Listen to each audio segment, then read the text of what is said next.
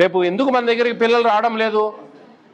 ఎందుకు మనకు 3 years వరకు టేక్ హోమ్ రేషన్ తీసుకొని ఎందుకు రావడం లేదు పిల్లలు? మనం సరిగ్గా చదువులు చెప్తే ఎందుకు కాన్వెంట్లకు పంపిస్తూ ఉన్నారు? ఇదే కారణం. వాళ్ళకి చదువులు చెప్పలేని పరిస్థితి, వాళ్ళకి వర్క్ లోడ్ ఉంది, ఎక్కువ వర్క్ పెడతా ఉన్నాం. ఇవన్నీ రాయాలా, గీయాలా, యాపులు గీపులు. వాళ్ళకి 4 అక్షరాలు నేర్పిస్తే వాళ్ళ తల్లిదండ్రులు కూడా 3 ఏళ్ళు నిండినాక పంపిస్తారు మన సెంటర్స్కు. మనం లేనప్పుడు పంపించరు. మనం చదువు చెప్తే కదా వాళ్ళు సాటిస్ఫై అయ్యేది.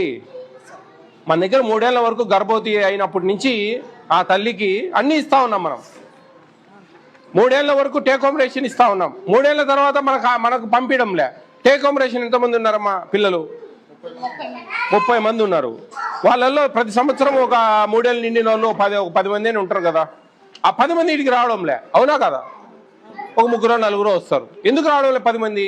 మన లోపం, మన కృపాపరాధం అది. వాళ్ళనేం లేదు. వాళ్ళు ఎందుకు 20,000-30,000 పెట్టి ప్రైవేట్ స్కూల్స్కి పంపిస్తా ఉన్నారంటే మనం ఇక్కడ చదువులు చెప్పలేని పరిస్థితి. ఎందుకంటే మీకు చాలా నెత్తిన బరువు పెట్టినారు.